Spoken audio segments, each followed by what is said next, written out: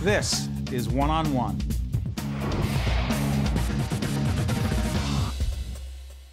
Hi, I'm Steve Adubato, normally One on One. This is One on Two. It's worth it, trust me. Let me introduce our two guests. Our good friend Joe Vitale is the playwright of Murrow, and his colleague here is Stephen Gleason, who plays Edward R. Murrow in Murrow. Set this up for us, Joe. You've been working on this for a long time, on the extraordinary journalist Edward R. Murrow. Yeah. It's a play you were working on starting when? Back in the 80s, after I graduated actually from Columbia Journalism School, where one of my professors was Fred Friendly. Who, in fact, was the producer with the great Murrow. That's right, you know, his collaborator and producer.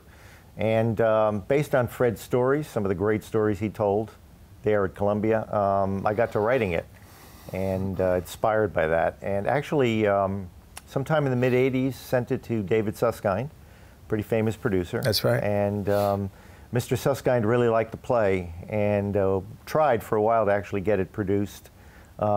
We didn't get around to doing that, but got to meet and speak with Mrs. Murrow, which was really exciting. He sent her the play and got to speak to her on the phone about that, so that was a great moment. For people who do not know who Edward R. Murrow was and why he was a giant in our industry, who was he and why did he matter? Well, he was a man who was ahead of his time.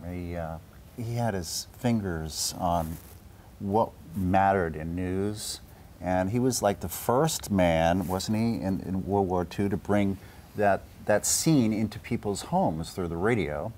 And then in television, you know, he brought all of that controversy with McCarthy again into people's Joseph homes. McCarthy was in 1954.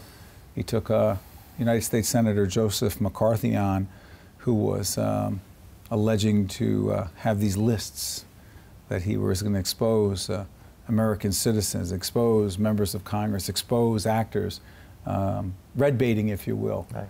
And McCarthy took him on. Murrow took him on at a... Excuse me, Murrow took on McCarthy. At a critical moment.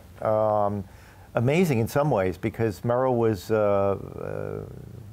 this famous man. Yes. Had a great career. Risky. All the power, all the money, and yet, when you think about it, Steve, he put his career on the line and his reputation and took on Joe McCarthy really at the height of his power. McCarthy accusing everyone of being a communist. That's which right. At the time in 1954, during the heart of the middle of the Cold War, right? Exactly. What did that mean? It meant you were in trouble, whether you were working in academia, even in broadcasting.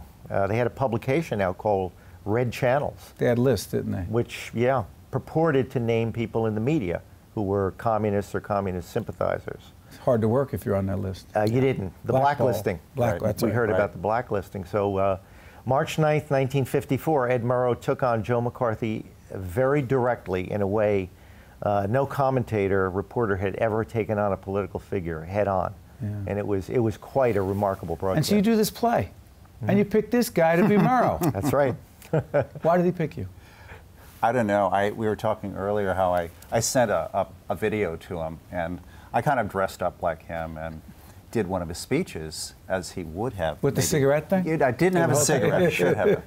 And, you know, you emailed me back, and something told me I should just go for it, you know, and I did. And I knew something about him, of course, in college, but I've grown to become very close to his principles, his risk-taking, his integrity, and his smarts. Yeah.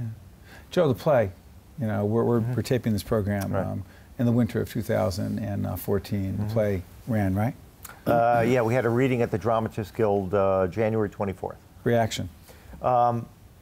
Stephen can tell you better. It was sold out. It was standing room only, and the audience seemed to really like it. The response was tremendous. I think both to Stephen as an actor, but also to the man. I think they were truly moved by his story. What does it mean to you to have spent so much time connected to this project and then to get that reaction?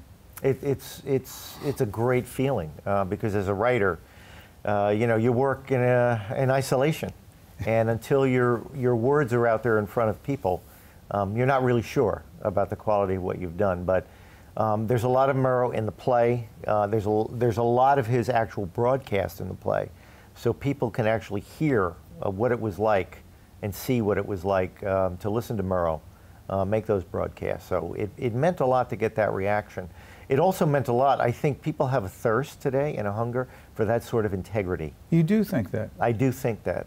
Why do you think? How do you think Murrow would have done in cable news?